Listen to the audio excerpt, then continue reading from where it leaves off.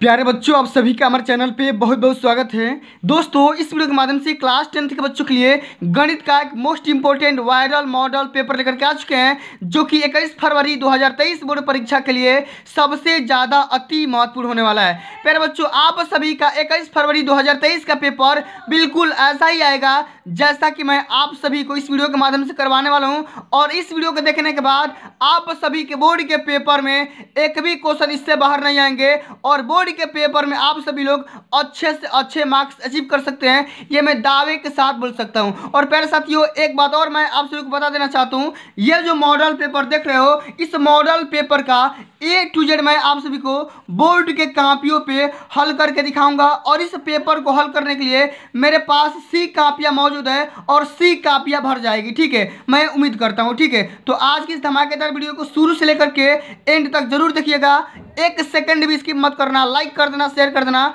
अगर चैनल पे नए हो तो चैनल को भी सब्सक्राइब करके साथ में सारे बेल आइकन प्रेस जरूर कर लेना। आइए समझते हैं प्यारे बच्चों, सेम टू सेम आपका ऐसा ही पेपर आएगा जैसा कि आप यहाँ पे देख पा रहे हो। ठीक है, आओ, समय आपका मिलेगा 3 घंटा 15 मिनट गणित का पेपर रहेगा और पूर्णांक आपका सेम टू सेम ऐसा ही रहने वाला है। कुछ यहाँ पे निर्देश दिए गए हैं, आपको सावधानी से पढ़ना है। मैं कई बार पेपर को करवाता हूँ तो हमेशा करके बता देता हूँ। ठीक है, आओ एक एक क्वेश्चन को हल करेंगे, परेशान नहीं होंगे। वीडियो थोड़ी सी लंबी बनेगी लेकिन इसके एक एक क्वेश्चन को बारीकी से समझ जाएंगे। और अगर आप पूरे क्वेश्चन को तैयार कर लेते हो तो बोर्ड के पेपर में आप प्यारे साथियों 95% मार्क्स अचीव आसानी से कर सकते हो। कैसे करोगे, आओ समझते हैं कि सभी खंड करिए। अब यहाँ पे देखो, बहुविकल्पीय प्रश्न पूछा गया है और हमारा क्वेश्चन ये है कि दी गई संख्याओं में अभाज्य संख्या ज्ञात करिए।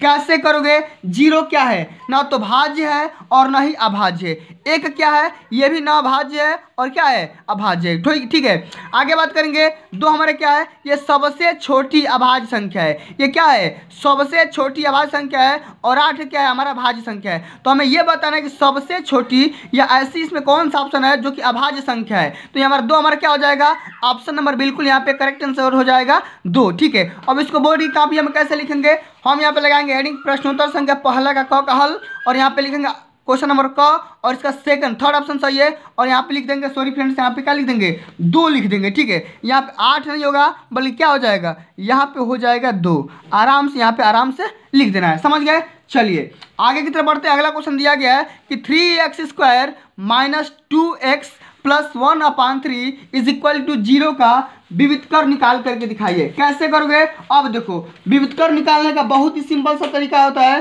कैसे करोगे, सबसे पहले देखो, विविधकर का एक फार्मूला होता है, वो होता है b² - 4ac। कितने के बराबर होता है, ये कैपिटल D के बराबर होता है और कैपिटल D ही हमारा विविधकर होता है। समझ में आ गया। अब यहाँ पे देखो, a का हो जाएगा 3 और b हमारा -2 हो जाएगा और c का मान क्या हो जाएगा, 1/3। सब का मान इसमें रख दो, b का मान रख दो भाई, b का -2 रखोगे तो -2 का स्क्वायर कर दो, -4 × a मतलब 3 और c मतलब 1/3। ठीक है, तो 3 से 3 कैंसिल आउट। अब देखो, -2 का वर्ग क्या हो जाएगा, 4 - 4, ये क्या हो जाएगा, 0 हो जाएगा। यानी कि विविधकर का मान कितना निकल करके आ जाएगा, 0 निकल करके आ जाएगा। ऑप्शन नंबर चौथा बिल्कुल यहाँ पे राइट आंसर हो जाएगा। देखो यहाँ पे मैंने 0 लिख दिया है। ठीक है, चलो अगला क्वेश्चन यहाँ पे देखते हैं कि sin a = 3/5, तो cos a का मान निकालिए। कैसे निकालोगे, समझो, यहाँ पे समझो कि sin a बराबर हमें क्या दिया है, 3/5 दे दिया है और हमें क्या निकालना है, cos a का वैल्यू निकालना है। कैसे करोगे, सभी को पता होगा कि sin² थीटा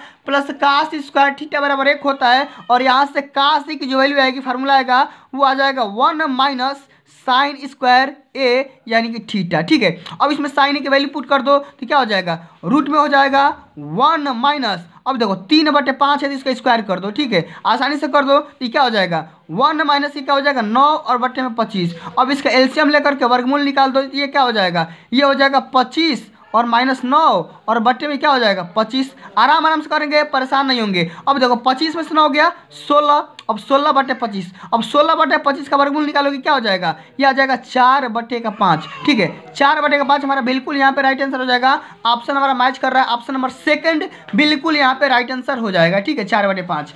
अब अगला हमारा क्वेश्चन दिया गया है कि 2 समरूप त्रिभुजों के क्षेत्रफल 4:9 के अनुपात में है, तो त्रिभुजों के भुजाओं के अनुपात ज्ञात करिए। अब इसको कैसे करोगे, तो देखो, कोई भी अगर 2 त्रिभुज दिया गया है, ठीक है, जैसे मान लो त्रिभुज 1 और त्रिभुज 2 दिया है। ठीक है, इसका क्षेत्रफल का अनुपात कितना दिया है, 4:9 का अनुपात में दिया है। अब इसके भुजाओं का अनुपात बोल रहा है, तो इसका भुजाओं का अनुपात कैसे निकालोगे?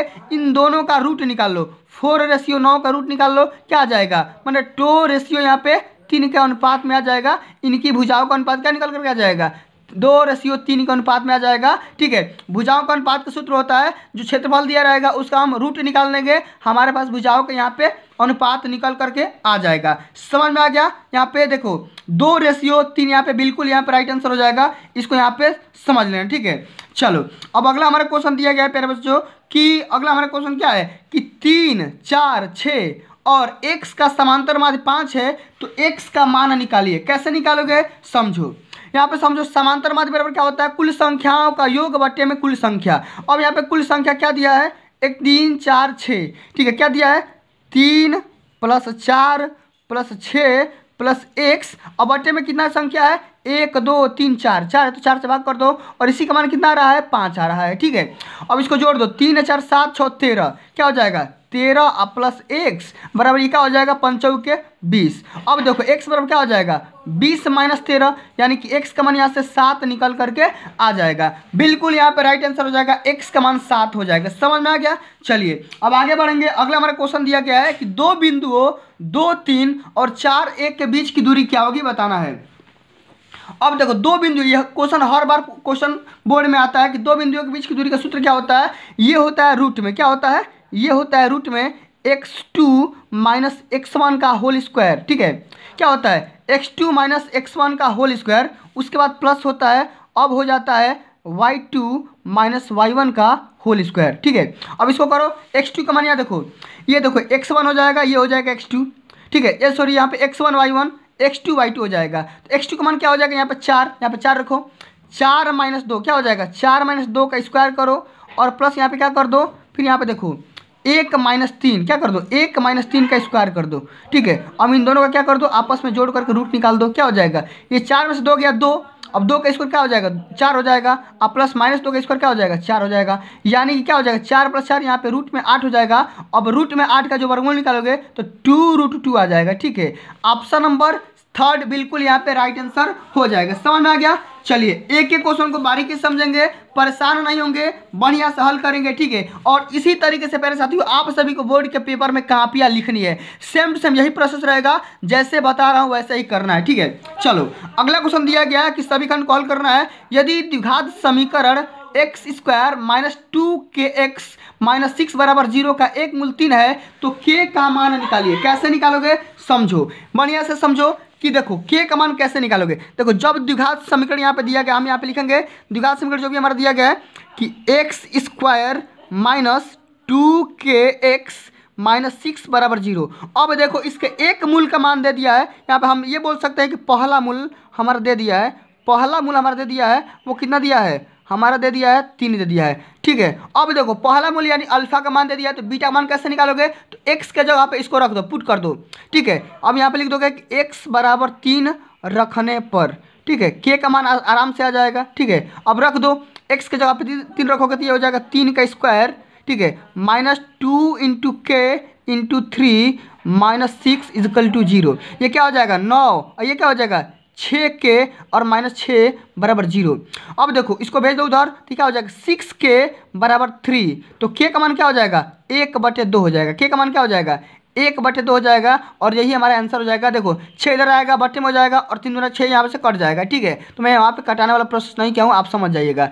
समझ में आ गया? चलिए अब आगे बढ़ेंगे। अगला हमारा क्वेश्चन दिया गया है कि 2 tan 30 अंश अपान में 1 + tan² 30 अंश का मान निकालिए। कैसे निकालोगे? समझो, आराम से समझो कैसे निकालोगे। यहाँ पे देखो सबसे पहले लिखो 2 tan 30 डिग्री। ठीक है, और बट्टे में क्या है? 1 + tan² 30 डिग्री। अब देखो सभी को पता है, यहाँ पे हम क्या जानते हैं? tan 30 अंश बराबर क्या जानते हैं? tan 30 अंश का मान होता है 1/√3। अब यहाँ पे पुट कर दो, तो यहाँ पे क्या हो जाएगा? 2 और बट्टे में 1/√3, और बट्टे में क्या हो जाएगा? 1 + 1/√3 का क्या हो जाएगा? स्क्वायर हो जाएगा। कैसे करोगे? समझो। ठीक है, ये क्या हो जाएगा? ये हो जाएगा हमारे पास 2/√3, और ये क्या हो जाएगा? ये 1/3 हो जाएगा, और इसको जब जोड़ोगे तो क्या हो जाएगा, 4/3 हो जाएगा। अब इसके साथ गुणा कर लो तो क्या हो जाएगा, 2/√3। अब ये गुणे हो जाएगा, 3 ऊपर चला जाएगा, 4 नीचे आ जाएगा, 2 दूनी के 4 और 3 से 1 3 कट जाएगा, यानी कि √3/2 निकल करके आ जाएगा। ठीक है, ऑप्शन नंबर यहाँ पे देखो दिया ही नहीं है। ठीक है, इसको हल करना है, समझ में आ गया। ये हमारा होता है बहुत ही बिल्कुल तरीके से हल करने का। ठीक है, 7 तरीका। ठीक है, अब हम बढ़ेंगे अगले नंबर क्वेश्चन की तरफ। अगला हमारा क्वेश्चन दिया है प्यारे बच्चों कि यदि दो समरूप त्रिभुजों का क्षेत्रफल क्रमशः 169 वर्ग सेंटीमीटर तथा 225 वर्ग सेंटीमीटर दिया गया है तो इनकी संगत भुजाएं में अनुपात ज्ञात करिए। कैसे करोगे, सबसे पहले समझो, बोर्ड के पेपर में जैसे बता रहा हूं इसी तरीके से हल करना है, थोड़ा सा भी डिस्टर्ब नहीं होना है। ठीक है, आओ यहाँ हमारा क्वेश्चन दिया गया है दो समरूप त्रिभुजों के क्षेत्रफल। ठीक है, तो यहाँ पे देख लिखेंगे कि दोनों, ठीक है, क्या लिखेंगे, दोनों त्रिभुजों, क्या लिखेंगे, दोनों त्रिभुजों के क्षेत्रफल। ठीक है, दोनों त्रिभुजों के क्षेत्रफल क्रमशः दिया गया है, कितना दिया गया है, एक का दिया है 169 वर्ग सेंटीमीटर और एक का दिया है कितना, 225 वर्ग सेंटीमीटर। ठीक है, हमें करना क्या है, इनकी संगत भुजाओं का अनुपात निकालना है। कैसे करोगे, हम यहाँ पे लिखेंगे इसलिए उनके, क्या लिखेंगे, उनके संगत, ठीक है, भुजाओं में अनुपात, क्या लिखेंगे, संगत भुजाओं में अनुपात। ठीक है, अब अनुपात कैसे निकालोगे, तो अनुपात निकालने का मैं बहुत ही बढ़िया तरीका अभी बताया आप सभी को। इन दोनों का रूट निकाल दो। ठीक है, एक निकाल दो 169 और बट्टे में क्या कर दो, 225 कर दो। ये तो अनुपात हो गया, लेकिन आपको क्या निकालना है, भुजा निकालना है। तो भुजा निकालने के लिए इसका क्या कर दो, रूट निकाल दो। ठीक है, तो ये रूट निकालोगे तो क्या हो जाएगा, 13 × 13 और ये हो जाएगा 15 × 15। ठीक है, इसके जगह पे हम लिख सकते हैं, अब देखो ये एक 13 बाहर निकल कर आ जाएगा और ये एक 15 निकल कर आ जाएगा। यानी कहने का सेंस यहाँ पे है कि इन दोनों के जो भुजाओं में अनुपात होगा वो 13:15 के अनुपात में हो जाएगा। समझ में आ गया, ये हमारा हो गया आंसर। ठीक है, चलिए आगे बढ़ते हैं। अगला हमारा क्वेश्चन दिया गया है कि 12 व्यक्तियों के भार का समांतर माध्य 45.6 किग्रा है तो उनके भारों का योगफल ज्ञात करिए। इसको कैसे करेंगे समझो। सबसे पहले यहाँ पे हम लिखेंगे कि व्यक्तियों की संख्या, क्या लिखेंगे, व्यक्तियों की संख्या। ठीक है, आराम से लिखेंगे व्यक्तियों की संख्या। अब व्यक्ति कुल कितने हैं, तो हमारे पास हैं 12। कितने हैं, 12।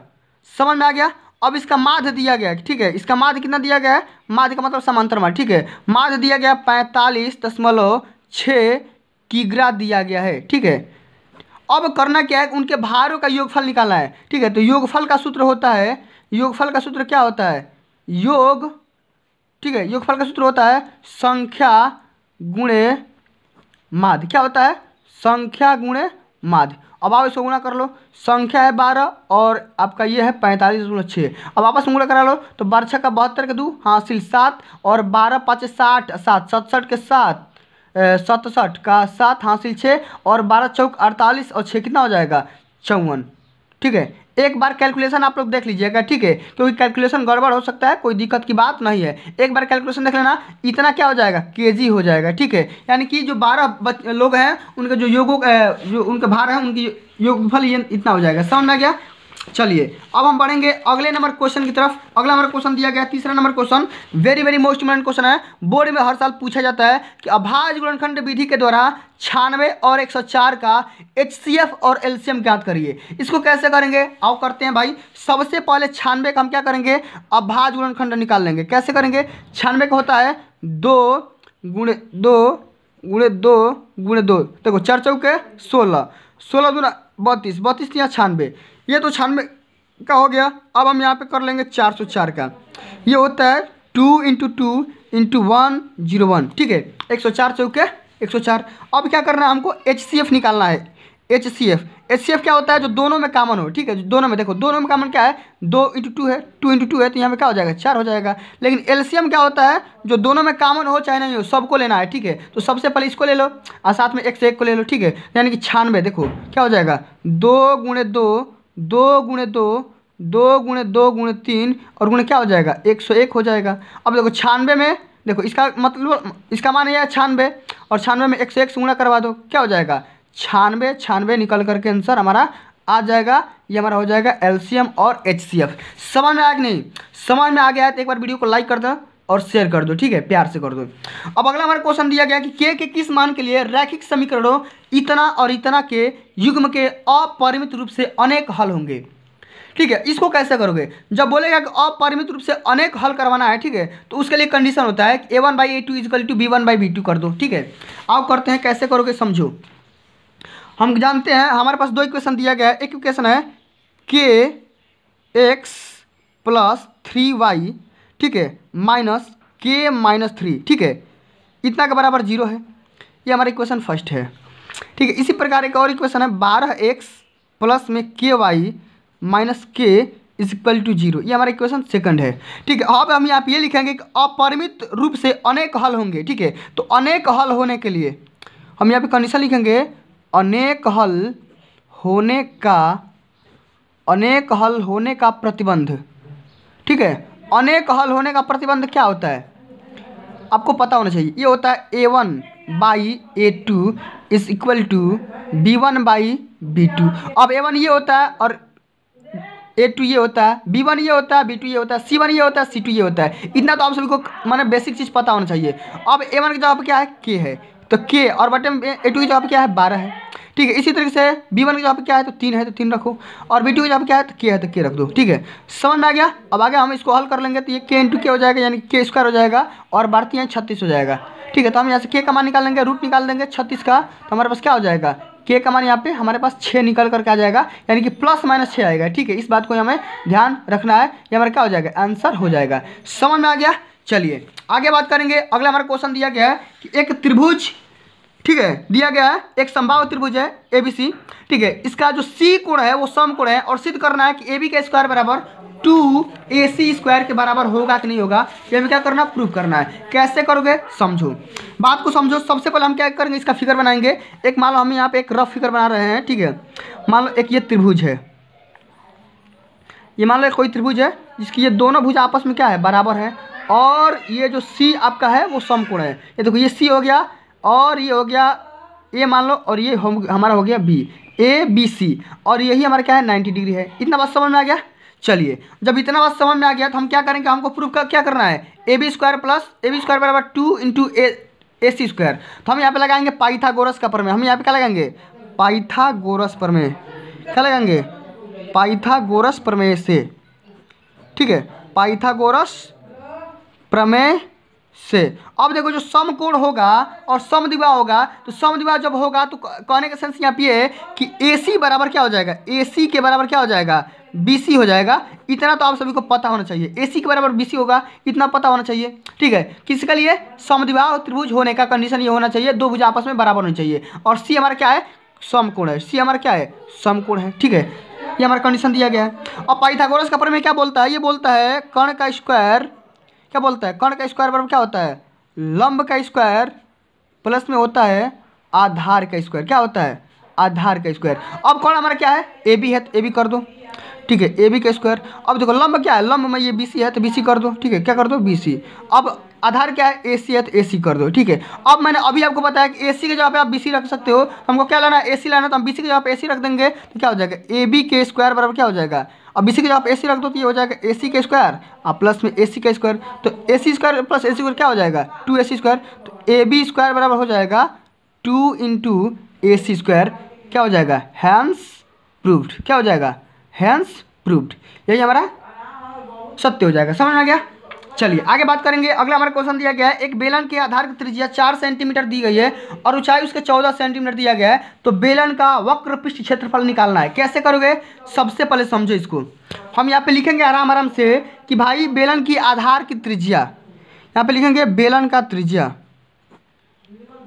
या बेलन के आधार की त्रिज्या। क्या लिखेंगे, बेलन के आधार की, आराम आराम से देखते रहो, वीडियो थोड़ी सी लंबी बनेगी लेकिन आराम से हल करेंगे। ठीक है, बेलन के आधार की त्रिज्या है 4 सेंटीमीटर। ठीक है, अब इसका जो ऊंचाई दिया गया है वो कितना दिया गया है, ऊंचाई दिया गया है 14 सेंटीमीटर। कितना, 14 सेंटीमीटर। हमें क्या करना है, इसका पृष्ठीय क्षेत्रफल यानी कि वक्र पृष्ठ का क्षेत्रफल निकालना है। क्या करेंगे हम, यहाँ पे वक्र लिखेंगे, वक्र पृष्ठ का क्षेत्रफल। अब देखो वक्र पृष्ठ के क्षेत्रफल का फार्मूला आप सभी को पता होना चाहिए। ये होता है मेरे बच्चों 2 पाई r इंटू एच। ठीक है, तो 2 और पाई की जगह पे 22/7 रखो। ठीक है, अब देखो आर का मान क्या है 4 है तो 4 रखो, और एच का मान क्या है 7 है 14 है तो 14 रख दो। अब देखो 7 दूना 14। अब देखो 2 चौके 8 दूना 16, ठीक है 16 और गुणे 22 आपस में गुणा कर दो तो 16 दूना 32 के 2 और 16 दूना 32 3 35, यानी कि 352 वर्ग सेंटीमीटर हो जाएगा। क्यों? क्योंकि हमारा ये क्या है, वक्र पृष्ठ का क्षेत्रफल है, और क्षेत्रफल कैसा भी होगा, वर्ग सेंटीमीटर या वर्ग मीटर में होगा या वर्ग मी में होगा। समझ में आ गया? चलिए अब यार साथियों, अब हम आगे के क्वेश्चन को हल करने के लिए अब हम नेक्स्ट कॉपी लेंगे। हमारे पास बी कॉपी है, इसको हम लेते हैं। अब हम चौथे क्वेश्चन को हल करते हैं, ठीक है। हमारा क्वेश्चन बोल रहा है कि सभी खंड को हल करना है, और क्वेश्चन हमारा सबसे पहला है कि दिया गया है कि HCF इतना और इतना का HCF कितना 9 है, और LCM निकालना है। कैसे करोगे इस क्वेश्चन को, कैसे करोगे? ये बोर्ड के पेपर में हर बार पूछा जाता है, ठीक है। आओ करते हैं। सबसे पहले प्यारे बच्चों हम यहाँ पे लिखेंगे HCF, ठीक है। HCF किसका किसका दिया है? हमारे पास दिया गया है 306, और हमारे पास दिया गया कितना 657। इसका HCF कितना दिया गया? 9 दिया गया है। और हमें निकालना है क्या? LCM। क्या निकालना है? LCM। और इसी का निकालना है 306 और 657। एक बार आराम से समझो कि मैं क्या बताना चाह रहा हूँ। मैं ये बताना चाह रहा हूँ कि अगर LCM निकालना है तो LCM का फार्मूला होता है, LCM का फार्मूला ये होता है कि दोनों संख्याओं का आपस में गुणा और बट्टे में HCF से भाग कर दो, ठीक है। देखो 306 प्रथम संख्या गुणे द्वितीय संख्या, और बट्टे में क्या हो जाएगा? मसा, ठीक है। यानी कि HCF यानी कि 9 हो जाएगा। अब कटा दो, ये 9 7 63 और 29 27, यानी कि 306 में आपको क्या करना है? 73 से क्या करना है? गुणा करवा देना है। किससे? 73 से गुणा करवा देना है। जब इसको गुणा कराओगे तो आपके पास आंसर आ जाएगा 22 33 8। एक बार आप लोग करके चेक कर लीजिएगा कि क्या ये सच में आ रहा है कि नहीं आ रहा है। अगर नहीं आएगा तो कैलकुलेशन एक बार चेक कर लेना, ठीक है। चलो आगे बढ़ते हैं। अगला हमारा क्वेश्चन दिया गया है ख नंबर, कि हमें बोल रहा है कि यदि sin 3a equal to cos a minus 26 degree, जहाँ 3a एक न्यून कोण है तो a का मान निकालिए। a का मान क्या होगा इसके बारे में बताना है। सबसे पहले समझो, आइए क्वेश्चन को लिखते हैं। हमारे पास दिया गया कंडीशन कि sin 3a बराबर दिया गया है cos a माइनस 26 डिग्री, ये हमें कंडीशन दिया गया है। और हमें क्या करना है? a का मान निकालना है। कैसे करोगे? तो बहुत ही सिंपल सा तरीका है। क्या करोगे? हम ये करेंगे, कास को साइन में चेंज कर लेंगे या साइन को कास में चेंज करेंगे। दो तरीका होता है हल करने का, या तो साइन को कास में चेंज कर लो या कास को ही साइन में चेंज कर लो, ठीक है। आओ कास को मैंने साइन में चेंज कर रहा हूँ, ठीक है। तो साइन 3a बराबर क्या हो जाएगा? हम इसको लिख सकते हैं, ठीक है। हम इसको क्या लिख सकते हैं? हम इसको ये लिख सकते हैं कि साइन, ठीक है 90 माइनस, ठीक है देखो 90 माइनस, अब ये थीटा मान ले रहे हैं, a माइनस क्या हो जाएगा 26, ठीक है। ये क्या हो जाएगा? इतना, माने 90 में से जब इतना घटाओगे तो क्या हो जाएगा हमारे पास? माने कि काश वही आ जाएगा। समझ में आएगा नहीं? एक बार इसको ध्यान से देख लो, ठीक है। एक बार इसको ध्यान से देख लो, ठीक है। चलो ये हो गया, यानी कि साइन 90 माइनस थीटा हो जाएगा। अब देखो ये हो जाएगा हमारा साइन 3a बराबर क्या हो जाएगा, ठीक है। आगे इसको सॉल्व कर लेते हैं। ये हमारा हो जाएगा साइन, अब इसको 90 में से 26 घटाओगे तो 64 आ जाएगा। कितना आएगा? 64 माइनस a, ठीक है। अब इतना समझ में आ गया ना। अब साइन को साइन से कंपेयर करवा दो, साइन हट जाएगा और हमारे पास बचेगा कितना? 3a बराबर हो जाएगा 64 माइनस a, ठीक है। तो इसको a को इधर लाओगे तो 4a हो जाएगा, और 4a बराबर हो जाएगा 64। तो a का मान क्या हो जाएगा? 4 से भाग कर दोगे तो 16 डिग्री निकल करके आ जाएगा। ये हमारा क्या हो गया? आंसर हो गया। समझ में आ गया? चलिए आगे बढ़ते हैं। अगला क्वेश्चन दिया गया है कि यदि 10 मीटर लंबी एक सीढ़ी एक दीवार पर टिकाने पर भूमि से 8 मीटर की ऊंचाई पर स्थित एक खिड़की तक पहुंचती है, ठीक है। तो दीवार के आधार से सीढ़ी के निचले सिरे की दूरी ज्ञात करना है, यानी कि ये जो निचला सिरा है उसी की डिस्टेंस बताना है, और दीवार की जो लंबाई है यानी कि कौन है उसका कितना है? 10 है, और ऊंचाई कितना है? 8 है। हमें क्या करना है? आधार निकालना है, ठीक है। तो बहुत ही सिंपल सा क्वेश्चन, आसानी से कर सकते हो। मैं आप सबको फिगर के माध्यम से बता दे रहा हूँ। देखो मान लो एक दीवार है, ठीक है। दीवार पे एक सीढ़ी लगी हुई है ये, ठीक है। अब ये जो डिस्टेंस है ये खिड़की से कितना दूर है? ये 10 मीटर दूर है। ये 10 है, ये 8 है, और यही आपको निकालना है। मान लो x है, इसको मान लो ABC, ठीक है। यही आपको x निकालना है। कैसे निकालोगे समझो। तो हमारा ये क्या हो जाएगा? कोण हमारा दे दिया गया है, ठीक है। कोण हमारा दे दिया गया है 10 सेंटीमीटर या 10 मीटर है, ठीक है। और हमारे पास लंब दे दिया गया है, क्या लंब दे दिया गया है हमारे पास? 8 मीटर। हमें क्या करना है? आधार निकालना है। तो आधार बराबर क्या होता है? आधार कैसे निकालोगे? तो आधार निकालने का तरीका ये होता है कि इसके वर्ग में से इसको वर्ग हटा दो, यानी कर्ण का वर्ग, ठीक है, कर्ण का वर्ग माइनस आधार का वर्ग करके रूट निकाल दो। ये आधार का डायरेक्ट फार्मूला निकालने का फार्मूला होता है, सूत्र होता है, ठीक है। तो क्या हो जाएगा, ये 10 का स्क्वायर करो और माइनस 8 का स्क्वायर करो, ठीक है, और इसका रूट निकालो। तो क्या हो जाएगा 100 माइनस 64, ठीक है, तो ये कितना आ जाएगा 36, और 36 का जब रूट निकालोगे तो क्या हो जाएगा, ये हो जाएगा 6 मीटर। क्या हो जाएगा 6 मीटर। तो ये हमारा क्या हो जाएगा, एक्स का मान क्या हो जाएगा 6 मीटर निकल करके आ जाएगा, यानी कि आधार की जो लंबाई होगी वो कितनी हो जाएगी 6 मीटर निकल करके आएगी, ठीक है, समझ गए। चलिए आगे बढ़ते हैं। अगला हमारा क्वेश्चन दिया गया है कि 5.8 सेंटीमीटर लंबाई की एक रेखाखंड खींचिए और इसे 4.3 का अनुपात में विभाजित करिए, दोनों भागों की माप लिखिए। कैसे करोगे, तो देखो मैं इसको बता दे रहा हूँ, इसके लिए अब प्रकार लाना पड़ेगा, ठीक है। तो देखो सबसे पहले क्या करना है, आपको एक माने इंची के में या अपने स्केल के माध्यम से आपको ऐसा एक 5.8 सेंटीमीटर का क्या करना पड़ेगा, एक आपको एक रेखाखंड खींच लेना है। अब इसको देखो, अब इसको बोल रहा है ना कि 4:3 के रेशियो में क्या करना है, इसे काटना है। तो 4 को 3 को जोड़ दो, 4 को 3 को जोड़ दो, क्या हो जाएगा 7। अब इसको 7 बराबर भागों में काट दो, ठीक है, 7 बराबर भागों में काट दो। अब इसको करने के लिए एक बार यहाँ से चाप लगा दो, ठीक है, एक बार यहाँ से चाप लगा दो, एक बार यहाँ से चाप लगा दो, ये कहीं ना कहीं आकर के मिलेंगे और इसको क्या कर दो, एक बार मिला दो, यहाँ से मिल जाएंगे, एक बार यहाँ से मिल जाएंगे, ठीक है। तो दोनों का नाप लिख के ले लेना, ठीक है, इसको ए मान लो, इसको पी मान लो, इसको बी मान लो, इसको क्यू मान लो, यही दोनों नाप आपको निकालना था, समझ में आ गया। चलिए इसको ओ मान लो, ठीक है, यही सब करना था, कोई दिक्कत की बात नहीं है। चलिए अब अगला हमारा क्वेश्चन दिया गया है, जो मेन इंपॉर्टेंट क्वेश्चन है उसको समझ लेते हैं कि यदि अगला हमारा क्वेश्चन है 5वां नंबर कि यदि दो संख्याएं ज्ञात करिए जिनका योगफल 27 हो और गुणनफल कितना हो 182 हो। इसको कैसे करोगे समझो। सबसे पहले हम मान लेंगे कि माना पहली संख्या,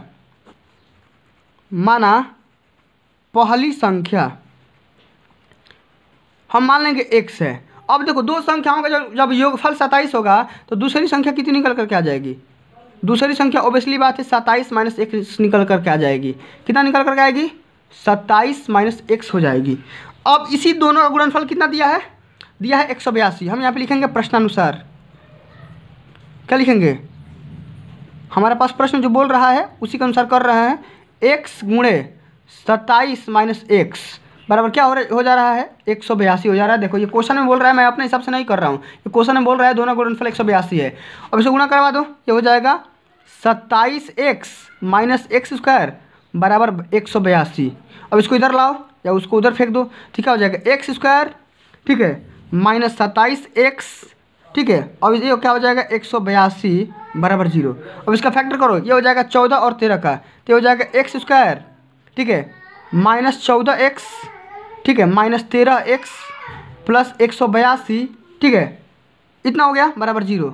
अब इसको हल कर लेते हैं, अब इधर हल कर लेते हैं। तो एक क्वेश्चन में क्या हो जाएगा x माइनस 14 और एक क्वेश्चन में हो जाएगा x माइनस 13, कामन कर लोगे तो इतना हो जाएगा। तो x के दो मान आएंगे, एक आ जाएगा 14, एक दूसरा का आ जाएगा 13। तो कोई भी संख्या रखोगे आपकी दूसरी संख्या निकल कर जाएगी और यही दोनों संख्या हो जाएगी, एक 13 एक हो जाएगा, एक 14 हो जाएगा, ठीक है। दोनों का योगफल 27 होगा और दोनों का गुणनफल 182 हो जाएगा, करके भी देख सकते हो, ये हमारा क्या हो जाएगा आंसर हो जाएगा, ठीक है।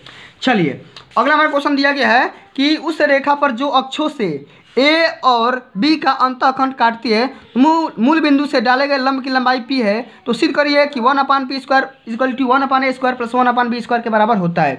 कैसे करोगे इसको सबसे पहले समझो। इसको करने से पहले आपको एक बात याद होना चाहिए, ठीक है, कि रेखा का समीकरण कितना होता है, रेखा का समीकरण, ठीक है। तो सबसे पहले हम यहाँ पे लिखेंगे रेखा का समीकरण, क्या लिखेंगे, रेखा का समीकरण। रेखा का समीकरण होता है प्यारे बच्चों x/a plus y/b equal to 1 होता है, ठीक है। ये रेखा का समीकरण होता है, ठीक है। लेकिन हमारे पास रेखा दी गई है, कितने दी गई है, रेखा हमारे पास दी गई है, ठीक है। हमारे पास रेखा, देखो एक बात और मैं आप सभी को बताना चाहता हूँ, रेखा कैसे, इसको a को इधर भेज दो, ठीक है।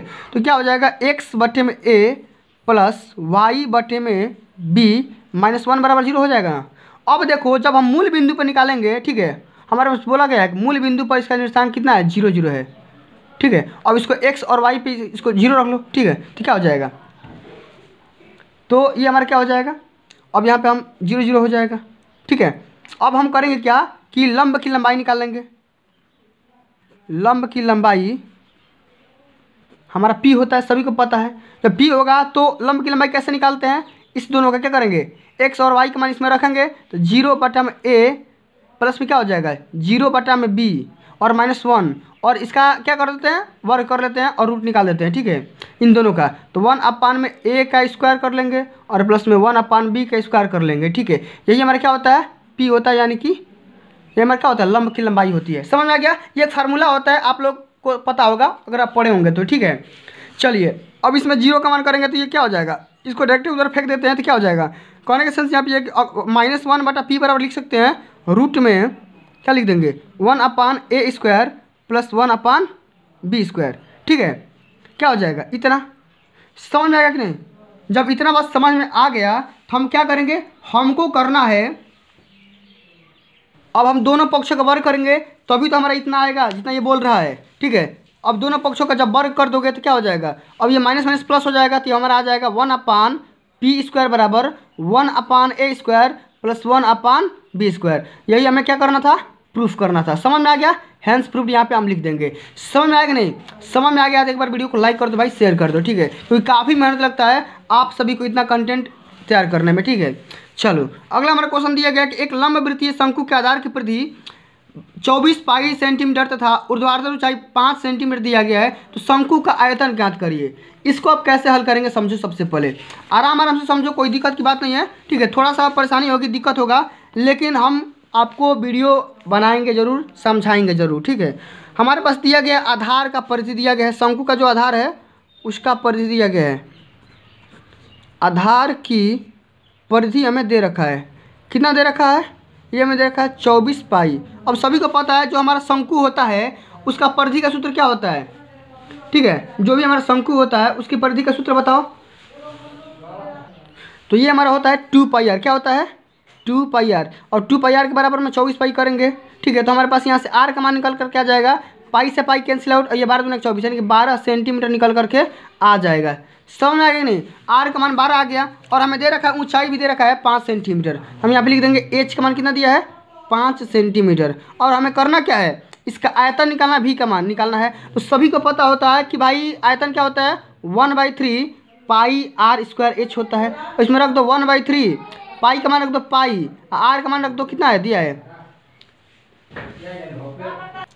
12 दिया है, 12 रखो यहाँ पे, और 5 रख दो यहाँ पे। तो 3 चौके 12 कट जाएगा, और ये 5 चौके 20, यानी कि 20 पाई निकल करके आ जाएगा, और ये घन सेंटीमीटर हमें निकलेगा। क्या हो जाएगा, घन सेंटीमीटर हो जाएगा। यही हमारा आंसर हो जाएगा, ठीक है। चलो अब अगला हमारा क्वेश्चन दिया गया है, स्टैटिक से क्वेश्चन है, ठीक है। चूँकि स्टैटिक से 2 क्वेश्चन हमेशा आएंगे, एक ये और एक ये, ठीक है। तो दोनों में से किसी को बता दे रहा हूँ, आपको समझ में आ जाएगा। क्वेश्चन बोल रहा है कि निम्नलिखित बंटन का एक मोहल्ले के बच्चों के दैनिक जेब भत्ता को दर्शाता है। माध्य जेब भत्ता 18 रुपये है, तो लुप्त बारंबारता f का मान निकालिए। जब यहाँ पे अगर माध्य निकाल कर दे दे रहा है तो आपको क्या करना है, बारंबारता f का मान निकाले। कैसे करोगे इसको सबसे पहले समझो, बहुत ही इंपॉर्टेंट क्वेश्चन है, इसको ध्यान से समझो, बोर्ड के पेपर में हमेशा आता है, ठीक है। आओ क्या करेंगे, सबसे पहले हम यहाँ पे लिखेंगे वर्ग अंतराल। क्या लिखेंगे, हम यहाँ पे लिखेंगे वर्ग अंतराल, ठीक है, वर्ग अंतराल। उसके बाद हम यहाँ पे लिखेंगे एक कॉलम और बनाएंगे मध्यमान। मध्यमान को xi से डिनोट करते हैं, आप सभी को पता होना चाहिए। उसके बाद हम यहाँ पे लिखेंगे बारंबारता। क्या लिखेंगे, बारंबारता, ठीक है। इसको fi से डिनोट करते हैं, और साथ में fi इंटू xi का आपस में गुणा कर देते हैं, और यही हमारा क्या हो जाता है, इसी तरीके से हम निकाल लेते हैं। समझ में आएगा कि नहीं?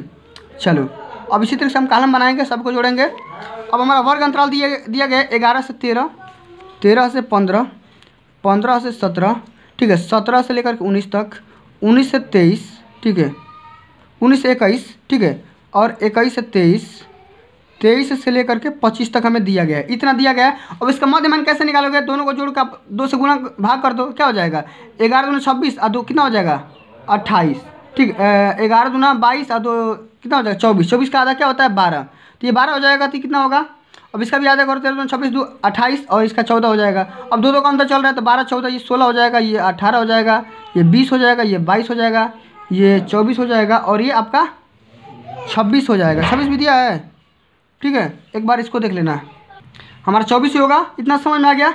चलिए अब हम क्या करेंगे, बारंबारता निकालेंगे। और बारंबारता हमें क्या हमें बारंबारता दिया रहता है, इसी को लिखना है। यहाँ पे देखो दिया है 7 6 9 13 F 5 और 4 इतना बार में बढ़ता दिया है। अब हम क्या करेंगे, इसको जोड़ेंगे, लेकिन जोड़ने से पहले हम इसको पहले गुणा करवा लेते हैं। 12 में 7 से गुणा करोगे 84 आएगा, ठीक है।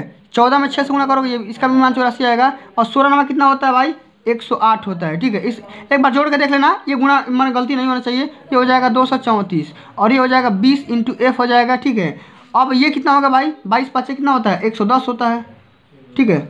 22 5 क्या होता है, चलिए 110 हो गया।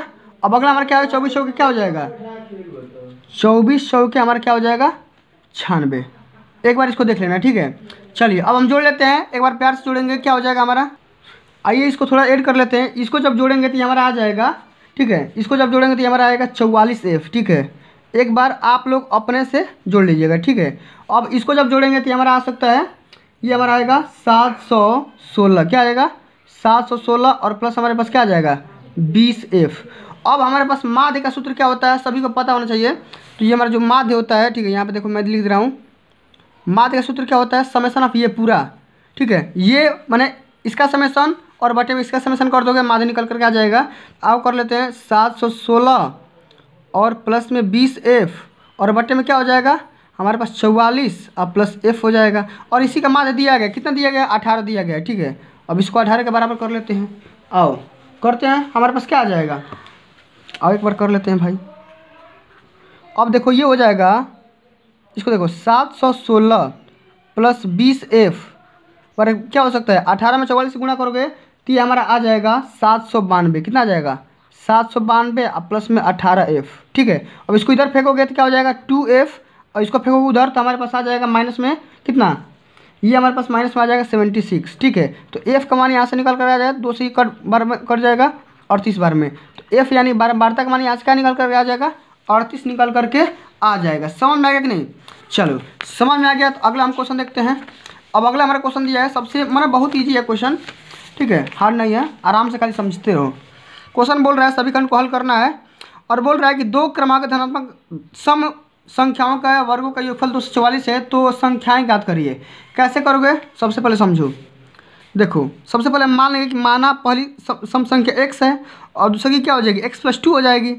अब क्वेश्चन के हिसाब से हमारा को बोल रहा है x का क्या बोल रहा है, वर्गों का योगफल ना, ठीक है, वर्गों का योगफल। तो x का वर्ग आप प्लस में x + 2 का वर्ग करो, ये हमारा क्या किसके बराबर है 244 के बराबर है, ठीक है। हम डायरेक्ट प्रश्न अनुसार कर दिए। अब इसको हल कर लोगे तो ये हो जाएगा x², अब इसको a + b होल स्क्वायर पर तोड़ दो तो हमारा हो जाएगा x² प्लस में हो जाएगा 4x प्लस में 4 बराबर 244, ठीक है।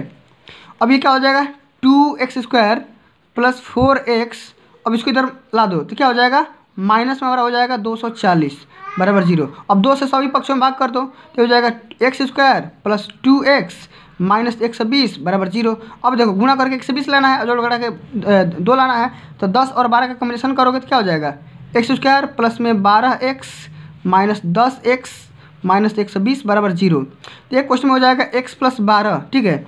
अब एक क्वेश्चन में क्या हो जाएगा x - 10, ठीक है। तो ये हमारा अमान्य हो जाएगा, क्यों, क्योंकि हमें धनात्मक लेना है ना, धनात्मक देखो ये बोला है धनात्मक लेना है। तो मैं क्या हो जाएगा x का मान हम लेंगे x - 10 बराबर 0, तो x बराबर क्या हो जाएगा 10। जब पहली संख्या 10 हो जाएगी दूसरी संख्या क्या हो जाएगी ऑटोमेटिक x + 2 हो जाएगी, यानी कि 12 निकल कर आ जाएगी। एक 10 होगी और दूसरी की 12 हो जाएगी। समझ में आ गया। चलिए अब अगला हमारा क्वेश्चन दिया गया है कि दी गई आकृति में त्रिज्य खंड AOCB 3.5 सेंटीमीटर त्रिज्या वाले एक वृत्त जिसका केंद्र O है का चतुर्थांश यदि OD बराबर 2 सेंटीमीटर है तो छायांकित भाग का क्षेत्रफल निकालिए। इसका क्षेत्रफल निकालना है, कैसे करोगे, बहुत ही सिंपल सा क्वेश्चन है। देखो ये अर्धवृत्त का भी एक आधा टुकड़ा है, ठीक है, ये अर्धवृत्त का भी क्या है एक आधा टुकड़ा है। और सभी को पता है कि अर्धवृत्त का क्षेत्रफल क्या होता है, क्या होता है πr²/2, ठीक है। तो उसका हम क्या कर देंगे πr² में 4 करेंगे और इसका एरिया निकालेंगे, ठीक है। कैसे निकालेंगे सबसे पहले आप समझते हैं, ठीक है। आओ इस अर्ध या ये जो एरिया हमारा पूरा एरिया है, पूरे देखो यहाँ पे ये लिखेंगे कि पूरा क्षेत्रफल निकालेंगे, पूरा खंड का क्षेत्रफल कितना होगा, ये हो जाएगा πr² और बटे में 4, चौथाई भाग है ना तो 4 से भाग कर देंगे, ठीक है। अब सभी को पता है πr का मान दिया है, देखो r का मान कितना दिया है, देखो ये हमारा r होता है 3.5 सेंटीमीटर, ठीक है। ये हमारा r दिया है तो 3.5 यहाँ पर रख लेंगे और बटे में 4 कर देंगे। अब इसको हल कर लोगे, अब इसको हल करोगे तो ये हमारे पास कितना आएगा, ये हमारे पास अप्रॉक्स में आ जाएगा, ठीक है। ये अप्रैक्स में आएगा 9.616। एक बार आप लोग करके देखिएगा, ठीक है। देखिए इतना आ रहा है कि नहीं, एक बार करके देखिएगा, ठीक है। अब हमें तो इतना निकल करके आएगा क्या, क्षेत्रफल निकल करके आ गया पूरा वाला का, पूरा एरिया का। अब देखो यहाँ पे एक समकोण त्रिभुज बन रहा है ना, ये जो एरिया जो खाली दिख रहा है समकोण त्रिभुज बन रहा है। और सभी को पता है समकोण त्रिभुज का क्षेत्रफल क्या होता है, 1/2 आधार गुणा ऊंचाई होता है। तो समकोण त्रिभुज का एरिया भी निकाल लो, इसका एरिया निकाल लो, त्रिभुज का क्षेत्रफल क्या होता है 1/2 आधार, आधार कितना है 3.5, ऊंचाई कितना है 2। अब इसको जब 2 से 2 कैंसिल आउट करोगे तो ये हो जाएगा 3.5 वर्ग सेंटीमीटर। अब देखो पूरा आपके पास इतना है और त्रिभुज वाला इतना है, तो रेखांकित नहीं निकल कर आ जाएगा। देखो ये पूरा है 9.5 के अप्रैक्स में और ये है 3.5, तो इसमें से पूरे में से अगर इसको घटा दोगे तो छायांकित भाग निकल करके आ जाएगा, नहीं आ जाएगा। तो हम लिखेंगे इसलिए छायांकित भाग का क्षेत्रफल, छायांकित जो क्षेत्रफल होगा वो हो जाएगा 9.616 में से घट जाएगा 3.5, तो ये घटाओगे तो कितना आ जाएगा, 6.116 वर्ग सेंटीमीटर, ठीक है। ये हमारा क्या हो जाएगा, आंसर हो जाएगा। समझ में आ गया। चलिए अब हम आगे बात करेंगे। अगला हमारा क्वेश्चन दिया है प्यारे बच्चों, समझ सकते हैं, देख सकते हैं कि 5 सेंटीमीटर क्या दिया गया है कि 5 सेंटीमीटर, एक बार प्यार से क्वेश्चन को समझते रहो, ठीक है। क्वेश्चन बोल रहा है कि 5 सेंटीमीटर, 6 सेंटीमीटर और 7 सेंटीमीटर भुजाओं वाले एक त्रिभुज की रचना करना है। और फिर यदि अन्य त्रिभुज की रचना किया जाए जिसकी भुजा दी गई संगत भुजाओं का क्या होना चाहिए, 7/5 गुनी होनी चाहिए। अब इसके लिए मैं आप सभी के सामने यहाँ पे थर्ड कॉपी लेता हूँ, ठीक है। प्रश्नोत्तर संख्या 6वें का यहाँ पे ग को हल करेंगे, ठीक है। देखो सबसे पहले प्रकार में आपको दूरी भरनी पड़ेगी। मैं आपको आइडिया बता रहा हूँ कैसे करना है, ठीक है। प्रकार में ये दूरी भरना कितना, 5, ठीक है। इसी तरीके से आपको प्रकार में ये भी दूरी भरना है कितना, आपको भर लेना है 6, ठीक है। मतलब इस टाइप का भर लेना है 6, ठीक है। और प्रकार में आपको फिर भर लेना है कितना, 7, मैंने ऐसा त्रिभुज, मैंने अप्रैक्स में बनेगा ऐसा त्रिभुज, ठीक है। अब क्या करना है, इसी के अनुपात में क्या करना है, किस अनुपात में, 7:5 के अनुपात में, ठीक है। अब इसी का क्या करना है, 7/5 गुना करना है। कैसे करोगे, इसको 12 बार में डिवाइड करो, किसी एक का 12 बार में डिवाइड करोगे तो कहीं ना कहीं ये ऐसा काटेगा, ठीक है। मतलब ऐसा एक त्रिभुज और बनेगा, ठीक है। ऐसा एक त्रिभुज और बन जाएगा जो कि यहाँ पे उसको काटेगा, ठीक है। और जब यहाँ पे काटेगा तो इसको क्या करना है, माप करके इसकी लंबाई, चौड़ाई और ऊंचाई लिख देना है, ठीक है। आपका आंसर हो जाएगा। और साथ में इसका मतलब रचना वगैरह भी कर देना, एग्जामिनर और खुश हो जाएगा। समझ आएगा नहीं। चलो अब आगे बात करेंगे। अगला हमारा क्वेश्चन दिया गया है साथियों, समझते हैं। स्टैटिक्स वाला क्वेश्चन है, मैंने ऑलरेडी करवा रखा है, कोई दिक्कत की बात नहीं है, ठीक है, कर लेना, ठीक है। चलिए अगला हमारा क्वेश्चन दिया गया 7वां नंबर क्वेश्चन को समझेंगे कि सभी खंड को हल करना है। देखो ये क्वेश्चन जो दिया गया है कई बार मैंने ऑलरेडी करवा रखा हूँ, लेकिन फिर भी मैं इस वीडियो के माध्यम से करवा दे रहा हूँ। इसको x और y का मान निकालना है। कैसे करोगे समझो। हमारा इस क्वेश्चन दिया गया है कि 5 में x-1 और प्लस में दिया है 1 में y-2 बराबर 2 दिया गया है, ठीक है। अब इसको हम क्या करेंगे, पहला इक्वेशन मानेंगे, ठीक है। आराम से बस खाली देखते रहो कैसे हल करना है, बहुत ही ट्रिपल सवाल है, ठीक है। और अगला इक्वेशन दिया गया है 2 में x-1 माइनस है, ये माइनस है, क्या है 1 में y-2 बराबर 1/3 दिया है। इसको इक्वेशन सेकंड मानेंगे। पहले साथियों एक बात आप यहाँ पे गौर से देख पा रहे होगे, इसका जो हर है सेम टू सेम हर इससे मान है, ठीक है। तो हम क्या करेंगे, हम मान लेंगे, सुपोज कर लेंगे कि माना हर, क्या करेंगे, माना हर, ठीक है। जो भी हमारा हर हो x-1 बराबर x मान लेंगे कैपिटल X और y-2 बराबर कैपिटल Y मान लेंगे, ठीक है। इसको मान लेते हैं, सिंपल एक रैखिक समीकरण बनाते हैं, ठीक है। सबसे पहले करने का तरीका यही होता है। अब करते हैं, क्या हो जाएगा, ये हो जाएगा 5 में x प्लस 1 में y बराबर 2। अब इसको हल करोगे तो क्या हो जाएगा, अब ये हो जाएगा 5y प्लस x, क्या हो जाएगा, प्लस x बराबर 2xy, ठीक है। इसको आप क्वेश्चन थर्ड मानो, ठीक है। इसी तरीके से हमारा ये हो जाएगा दूसरा का वाला 2 में x माइनस 1 में y बराबर 1/3। अब इसको भी हल कर लोगे तो क्या हो जाएगा, इसको हल करोगे तो ये हो जाएगा 2y माइनस में x बराबर क्या हो जाएगा, ये हो जाएगा हमारा xy, ठीक है। क्या हो जाएगा xy। अब इसमें क्या करना है, 3 से गुणा कर देना है। क्या करना है, 3 से गुणा करना है। अगर आप इसे इनमें 3 से नहीं गुणा कर पा रहे हो तो इसमें भाग करना पड़ेगा। तो किसी में 1 से 3 से गुणा कर लो, आप कर लेते हैं। इसको सिंपल फॉर्म में कन्वर्ट कर लो तो ये हो जाएगा 6y माइनस 3x बराबर xy। और इसको इक्वेशन 4th मान लो, ठीक है। चलो इतना हो गया। अब क्या करेंगे, इसको और इसको आपस में क्या करेंगे, हल करेंगे। क्या करेंगे, हल करेंगे, ठीक है। अब हल करते हैं। तो करने के बहुत सारे तरीके होते हैं। आप चाहो तो एक्स वाई का मान इसमें रख दोगे तो एक्स वाई का मान निकल करके आ जाएगा, ठीक है। समझ आ रहा है कि एक और इक्वेशन आ जाएगा, चाहे वाई का मान इसमें रख दो, ठीक है। आओ रखते हैं। वाई का मान इसमें रख देते हैं, तो वाई का मान क्या हो जाएगा, सॉरी वाई का मान मत रखो, एक्स का मान ही रख दो। एक्स का मान हो जाएगा 2xy माइनस 5y हो जाएगा, ठीक है, यहाँ पर रख दो। आओ तो 6y माइनस 3, अब एक्स का मान क्या हो जाएगा 2xy और माइनस 5y हो जाएगा, ठीक है। यहाँ से y को पक्षांतर कर दो इधर तो इतना हो जाएगा और बराबर क्या हो जाएगा xy। समझ में आ रहा है कि नहीं, इतना बात समझ में आ गया। चलिए अब इसको हल करते हैं, ये हो जाएगा 6y माइनस ये हो जाएगा 6xy, ठीक है, और ये हो जाएगा 15y बराबर क्या हो जाएगा xy, ठीक है। अब देखो ये कितना हो जाएगा 15 6 21y, क्या हो जाएगा 21y, ठीक है, माइनस 6xy बराबर क्या हो जाएगा xy, ठीक है। अब यहाँ से देखो एक बार यहाँ से देख लो, xy का मान यहाँ से हो जाएगा, इधर जाएगा तो 7y हो जाएगा, यानी कि 21y बराबर क्या हो जाएगा 7xy।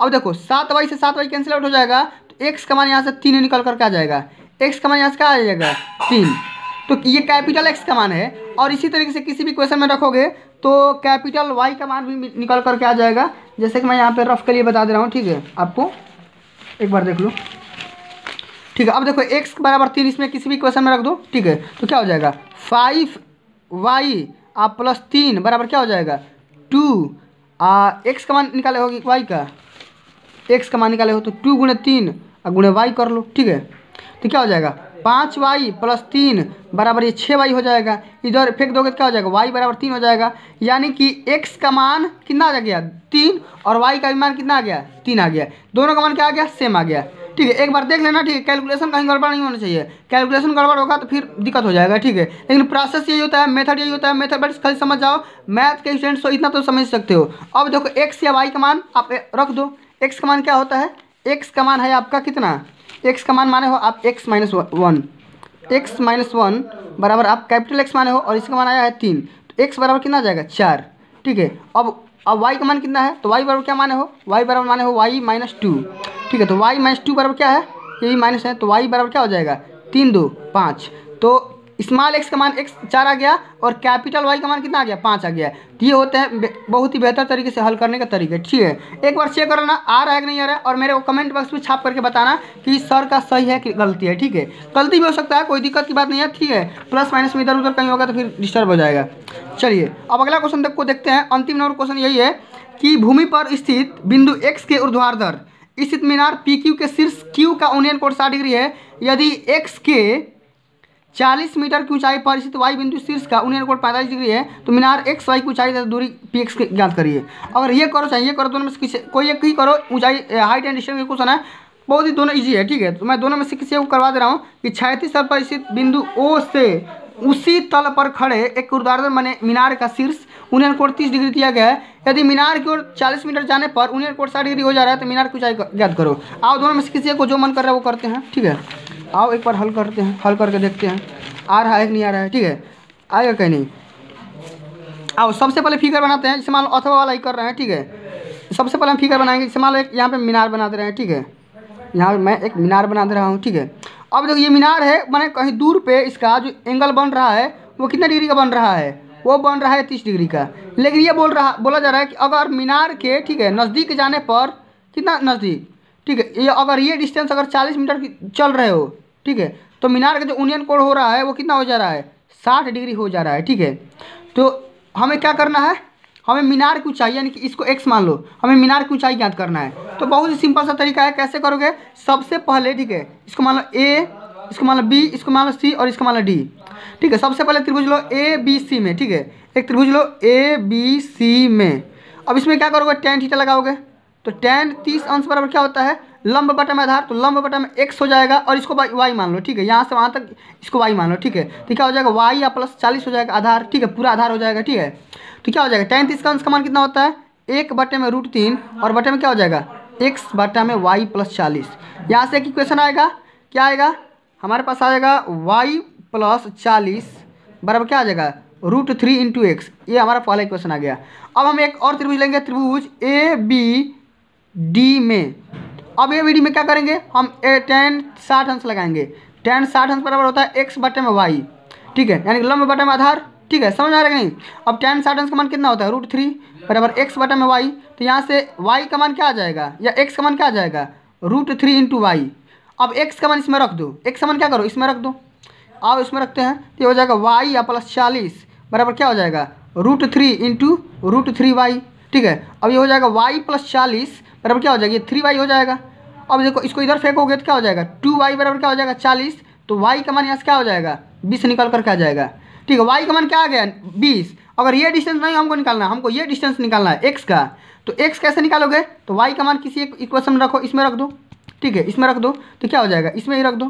तो x बराबर क्या है हमारे पास √3 और y का मान क्या है 20 है, तो क्या हो जाएगा x बराबर 20√3 मीटर हो जाएगा, ये हमारा ऊंचा हो जाएगा। ठीक है, इसको आप चाहोगे तो पॉइंट में भी निकाल सकते हो, इसका मान होता है 1.732 होता है। ठीक है, तो फिर साथियों आज के लिए बस इतना ही। इस वीडियो के माध्यम से हम इस पूरे मॉडल पेपर को हल कर लिया और आगे मैंने वाले वीडियोज़ के माध्यम से बहुत सारे क्वेश्चन को बता दिए जाएंगे जो कि बोर्ड परीक्षा के लिए ज़्यादा इंपॉर्टेंट होने वाले हैं। ठीक है, तो फिर साथियों मिलते हैं अगली वीडियो में, तब तक के लिए जय हिंद, जय भारत, वंदे मातरम।